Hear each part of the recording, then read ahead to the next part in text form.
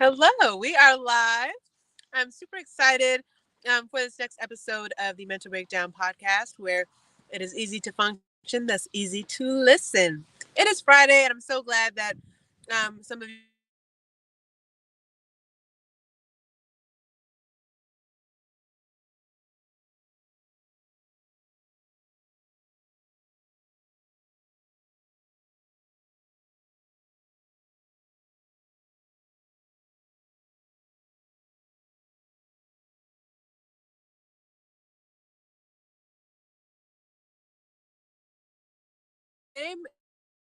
I am especially excited about because he's an individual who I came across on the news. And his name is Herbie Mack. He is an advocate for mental health as well as education surrounding depression and um, mental health as a whole, and specifically all of that relating to young adults, which is all that this podcast is about. So I'll be glad to add him to the stream here so that we can get about this discussion surrounding mental health and young adults. How are you? I'm good. How are you? I Thanks. am. Oh my god. Oh no, I was gonna say thanks for having me. I appreciate it. Yes, of course, of course. So, the first question that I have is most of my viewers are young adults aged like 12 to 18. And I would say like even a larger majority of the people that view this are seniors in high school, upperclassmen in high school. And so with that, they're juggling a lot: homework, college applications, scholarship applications, family issues. And so it's very easy for anxiety and even depression to slip into those types of situations. So, what is your tidbit of advice for young adults going through that and balancing all of that? Honestly, my advice is to have a good support system, right? Somewhere where you can create a safe space where you can actually express what's going on. During my time, I didn't have that, right? I didn't have that safe space or that window to do it. So now, living through those moments and trying to do the same thing is like juggle life, juggle school, trying to learn how to become an adult. I would suggest trying to find people that you can express yourself to, that get you, that's not going to judge you, that understand, hey, you're overwhelmed, but let me take some pressure off of you. Maybe it might just slow the world down. Maybe go to the movies, go to the mall, do something to help you feel like you. Yes, I love that. I love that.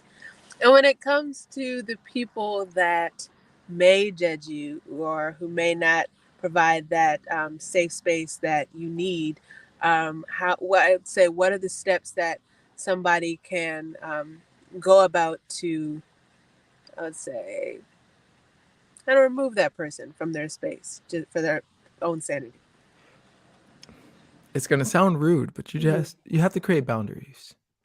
If that person doesn't get you, they're not speaking your language, and I mean language as far as if I use a Drake reference and they don't get it, or if I use whatever reference that I use and they don't understand, or if I feel like they're attacking me, oh, your life is not that hard, then that lets me know they're not for me. I got to create that boundary. Hey, I can say hi to you, but as far as talking about life or anything like that, you're not for me. So I'm just gonna find my circle, my support team that gets me. That's not gonna judge me. Yes. And is there such thing as people for a season? Like, Yes. okay. Yes. Yes. You'll have some people that's going to be in your life for a season that's going to inspire you, get you motivated, that's going to be there for you at that time. I think that's there just I think you meet them just so they can help you level up. That's how I feel about that. Okay. Yeah, I totally agree. Because Yeah. at first, I forgot who had told me that, but when they did, I was super confused because I'm like, what's the point of just having them for a little bit of time to teach you whatever then out of your life? But um, now it's slowly starting to make sense because those people will teach you a lesson that you need for that specific season, but that you can carry on for the rest of your life.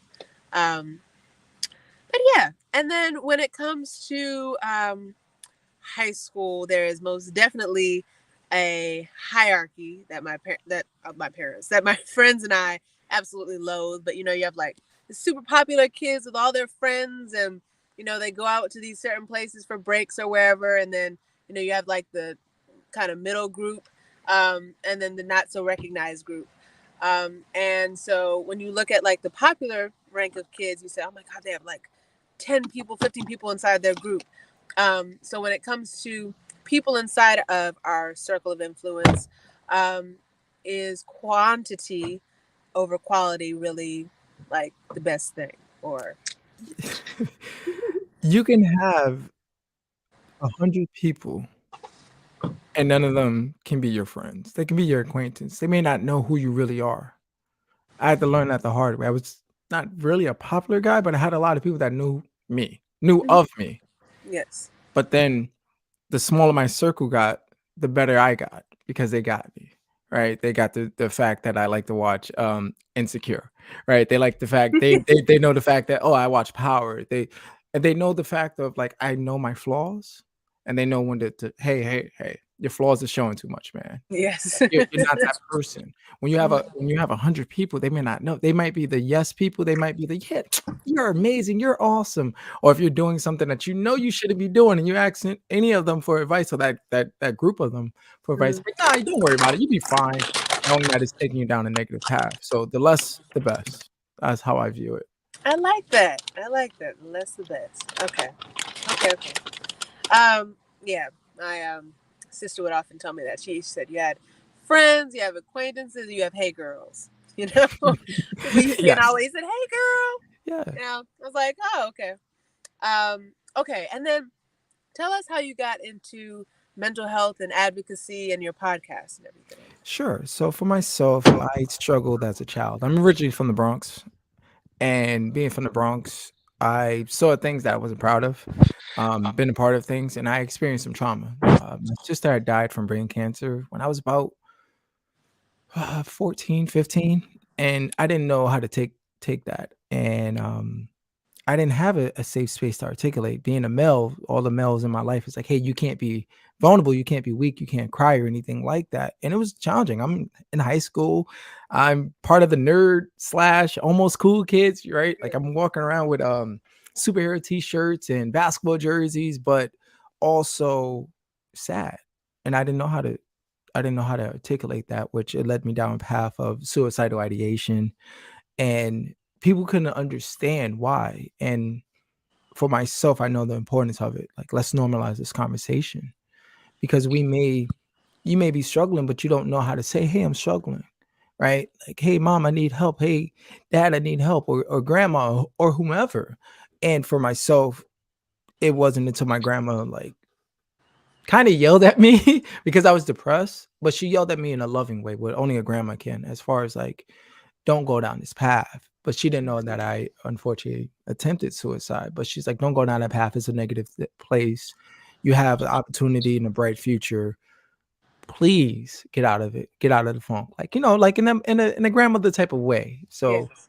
that helped me become an advocate, for people that look like us, that sound like us, that just in general, because unfortunately, suicide is the third leading death of between the ages of 13 and 24. So we have to talk about this. Indeed. Indeed. So for I would say from a family member's perspective, from a friend's perspective, from a loved one's perspective, what are the warning signs for someone who's experiencing depression or suicidal ideation?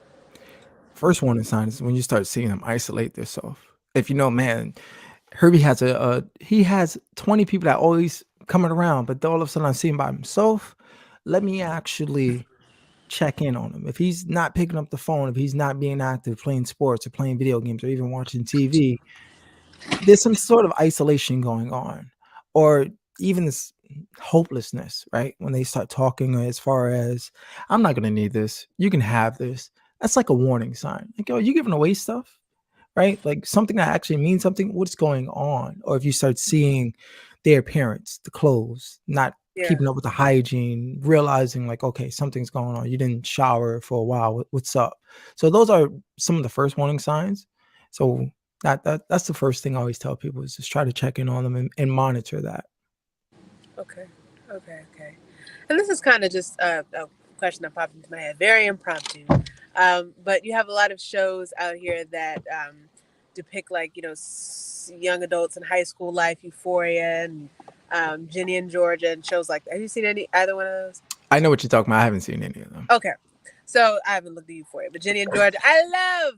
But they show like kind of like high school life, and also address topics that are prevalent amongst young adults, like depression and like suicide, unfortunately. So, with that, do you think shows like that are kind of effective in communicating like the warning signs that friends and family should look out for, just the problem as a whole, or are No, there I any? think they work. I think they help out. If you're watching it, and then say your mom or your dad watch it, now they kind of get the idea, because that's so many years ago of them being in high school. It's a whole different game now. You guys got cell phones. You know what I mean? You got cell phones, you got TikTok, you got Instagram. I would say Facebook, but that's back. But you got Twitter and all that. So you Yeah. get not only backlash from people that's in your school, but you also get backlash from people that's social bullies, right? That's social media bullies, right? So it's just like, let's normalize this. Let's understand what's going on, right? But then also have a conversation. Like now, I try to create a safe space, not only just for young adults, but just for adults as well. Just like, hey, let's talk about it. I'm not going to judge you. I'm not going to pick on you or anything like that. Let's create a safe space so I can understand. Maybe I may not have all the answers, but I can sit there and guide you. We got Google that we can, hey, let me Google this real fast. Yes. Hey, try this resource out. Okay, my school might have this, or our community may have this. You may not know that. It's true. Yes. Yes. Let me see. The other thing that comes to mind is you had mentioned trauma in your childhood, and that is like the kind of subject that I put underneath our conversation here today. So, could you just tell um, our viewers like what childhood trauma really is, or like what forms that it comes in, or yeah, just simple Yeah. definition. So childhood trauma can start somewhere between when you're born to honestly to almost a young adult.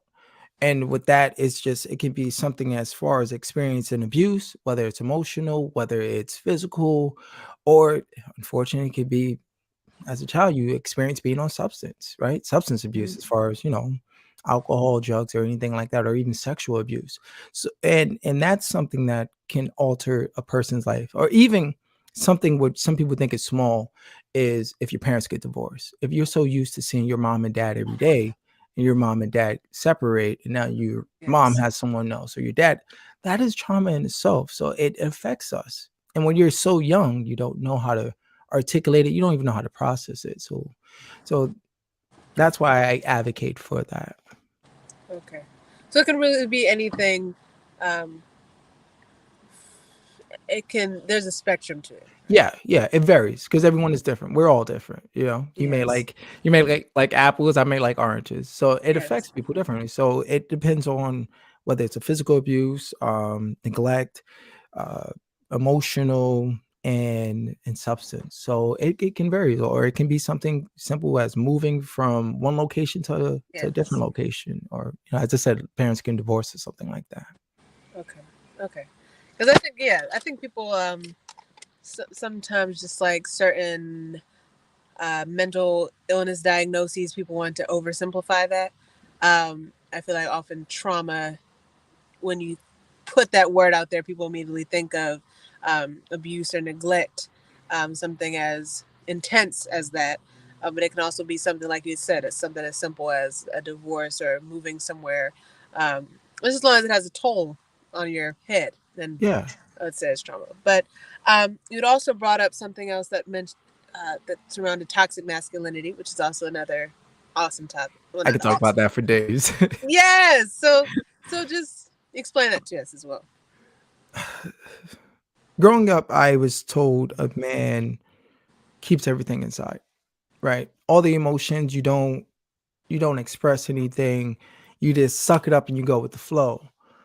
And that is toxic because yes, I'm a man, but I'm human. So I have emotions that I have to process, whether it's hurt, whether it's grief, whether it's just I'm feeling sad because life is just too much for me. But if I can't process that, then what do I do? And then, it leads you down a path of substance abuse or even starting doing physical abuse. So I want to debunk that as much as I can. I use my voice to say it's okay to express yourself. It's okay to cry. It's okay to say I'm not okay. It's okay to say, hey, I have too much on my plate. Yes, absolutely. And it's also pretty difficult, and it's kind of like a weight that I put on myself unnecessarily. But you have a platform like a podcast or a social media platform, and you share what you want to, or what you need to, or what you're called to bring attention to, and you have viewers that are engaged with it. But at the same time, especially with a topic like mental health, or trauma, or toxic masculinity, or whatever the case may be, it's very intense, and it's things that people are going through presently, and especially when your target audience are young adults, people who are living with it under the roof of sometimes the people that are contributing Yeah. to whatever they're going through. It can be especially difficult to really like affect the change that you really want to. So with all of that to say, um like, how do you maximize impact within um like young communities that consist of young adults? Because you can say certain things on a platform, but they're also going back home. So what do you do to just So for myself, I do speaking engagements, and I'm starting to by next month I should be able to do some peer to peer, some group awesome? coaching for young adults and adults. Um, so what I try to do is come up with a plan, a safety plan, right? We can't at a certain age you can't control what goes on in your house, but you can control your mood. And how can do that? Like something as writing, journaling. For myself, I tell people we got cell phones now. Sometimes you may not have access to a pen and paper. Take out your phone, use a voice note, release those emotions, right? Just hey, and then listen to it like it's your own podcast so you can process. So that's some of the things that I tell people to do. Getting active. And you don't have to necessarily go to the gym and say, "Oh, I'm going to be the next Dwayne Johnson." You can just go to the gym, play basketball, volleyball, whatever you're into, just to get out of that toxic environment. That's the nicest way I can Yeah. say Yeah. it. Or create a couple of friends with you guys know, like, hey, we're a small little clique. We all have certain situations that Mhm. we're not comfortable with. Let's go to the mall. Let's go to the movie. Let's create a date. Let's create a date where we go do something that we can enjoy, that we know each other and what we're going through, but let's lift each other up. Yes.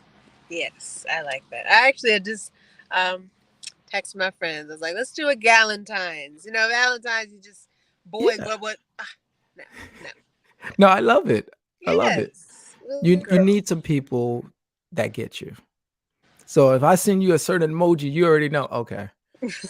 I gotta call. I Yeah. gotta make a phone call real quick. Hmm. But then also, what I wanted to add, when you have a support system, please be courteous. So I have my support system, like as far as my sister, she's like one of my support system. I always text her, hey, do you have a space for me? Because sometimes whatever trauma that I'm going through or crisis at the time, I want to make sure that I don't trauma dump on her. I'm not just gonna call her and say, Yes. "Girl, guess that." No, I want to make sure she's mentally prepared, and if she's not, it's okay. When can we have this arrangement? I just want people to be courteous of other people's feelings and emotions as well. That is a great point. That is a great point, and especially if you could refine that to young adults, especially because um, that's definitely something that even my friends and I need to work on. Because you just want to get on the phone. Guess what? My parents did this, blah, blah, blah, and we have homework to do. It's Yeah. like, yo, relax. So, Or you may be in a situation that's something going on involving your parents that you might be having a discussion, a heated discussion, and may not have the time. Like, hey, I need a moment for it so I can calm down before I take on what you have to say. Always put your oxygen mask on first before assisting others. That's what we have to do. so what are some like example phrases that people can say to just communicate their boundaries? God forbid somebody tries to trauma dump on them. In the middle of it or before it? in the Bef- middle of it. I'm sorry, I don't have enough space for you. Okay. You don't have to explain. They got to get it. I'm sorry, this is too much for me right now. I'm feeling overwhelmed. Can we try to evaluate this another day? Stuff like that. Okay. Because you have to protect your own mental. Don't feel Yes. bad. Hey, they will figure it out. Okay, cool. You know, if you feel like it's something that's a crisis as far as them harming themselves, then obviously you can recommend 988, which is the pretty much the crisis hotline, suicide prevention hotline. I called it numerous of times. That's the thing that saved my life. Right? They navigated me. They calmed me down when I wasn't feeling like me, you know. Yeah. So yeah, I always recommend, hey, if you're taking on too much, or if they feel like they need a another person to talk to with a non-biased opinion, that's not gonna be like, girl, you tripping, or you kind of 988. Call them. They're gonna guide you. And if you don't even feel like calling, you could text nowadays. Bop, bop, bop, Yeah. bop, and you good. Okay. Okay. Good. All right. Yeah. Yes. Yes. Because a teacher of mine, probably like a few weeks ago, had communicated just like a small group of us. We've had her since like freshman year. But she was just asking for our advice because I think a student of hers had like a friend who was doing that, just trauma dumping. And she was like, I don't know how to communicate to her. Um, so yeah, but those phrases are especially helpful, and something that I'll probably post on the side for people to have Yeah. quick reference to. And then the oh gosh, it just left me. Oh my goodness, and it's gone. It's fine. Well, It's fine. oh, mm, mm, mm, mm. See, I asked you about your podcast, talked about mental health. Any personal experiences with anxiety or getting Mhm, overwhelmed? mhm. Huh? Yeah. How'd you navigate? Yes, I had, what is about 2 years ago, I had pretty much a panic attack. Okay. So, my wife and I, my son and born, I have a 2-year-old and a 5-year-old. So, Oh. during this time, my son is probably like a few months old, and my daughter's 3, and need a lot of attention. And I have 2 shows lined up back to back. My wife comes in, she needed help. I'm trying to, you know how it goes, preparing for a show, trying to Yes. prepare for a show. And my wife's like, "Hey, can you watch the kids for a second?" And my son is like pulling on me. My daughter got it, and it was just a lot for me. And I had a panic attack right then and there. And I sat there and I started breathing slowly, just inside, outside, just started breathing. And what I learned to do now is how to advocate for myself, right? Before it even gets there. Hey, I'm not the best communicator. I'm still working on it. I'm not perfect. It's something that we all have our flaws, but I worked on it Yes. and I told her, "Hey, like I need a moment." And I just ran out and I went outside and I started coloring. Just got a coloring book and just started coloring because the world was moving too fast.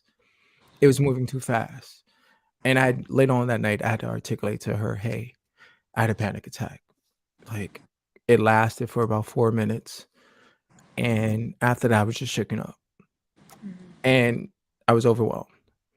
Next time, can we please like do this slowly? You know, don't dump the kids on me when I'm in the middle of something. Like, just really doing that. And so Yeah. now she makes sure if she sees me set up with the mic, hey, are you working? Or are you doing anything? Do you have a moment?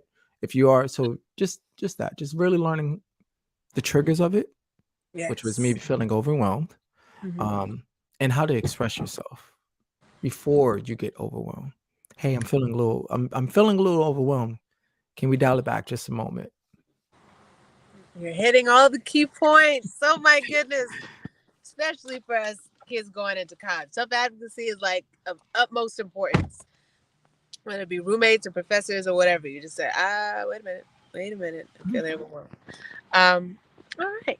Well, I think we touched on like every bullet point that I had on the document, even though I wasn't even looking. So, Because you're a certified pro, that's what it is.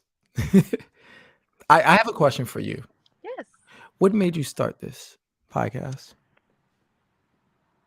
In 2020, that crazy year, I started a virtual series on Instagram, an Instagram live series.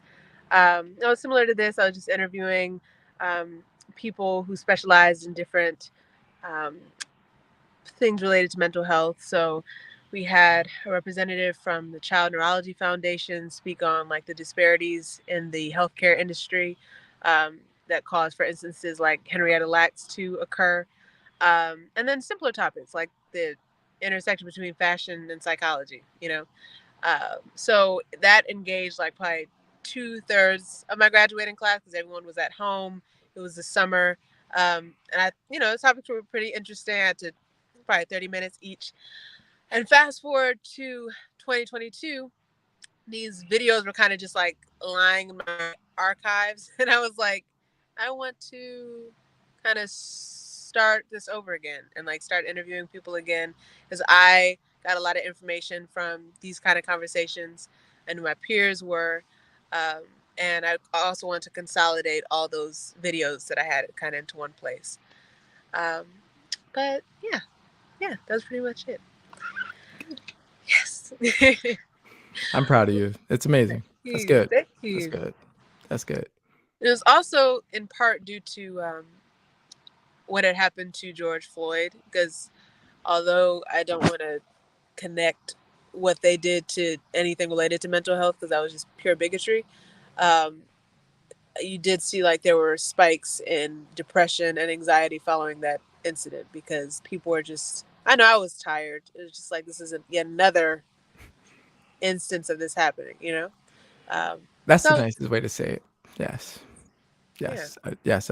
I was tired from the DMs. Yeah. Hey, can you explain why you feel like this? If I have to explain to it, just delete yourself. Just delete yourself. Don't bother message me. I don't have time for that. No. Yeah. No, I'm proud of you. And it's inspiring. I wish when I was in high school there was someone that was talking about it.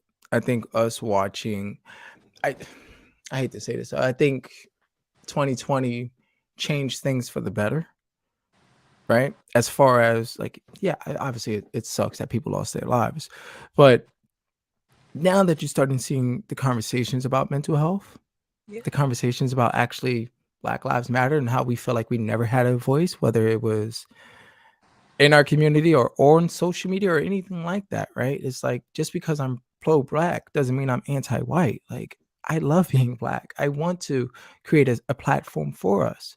If my show doesn't resonate with you, it's not for you, and it's okay. Right. You Yeah. know what I mean? It is okay. If I'm sitting back and I'm bumping some Kendrick Lamar and you're like, hey, it's a little too loud for me. Keep it strolling. It's all good. Yes. Yes. So what are you doing? And what you're doing is incredible. Thank you. Seriously. You are connecting with people that want the information, that needs the information, but that understands the information as well.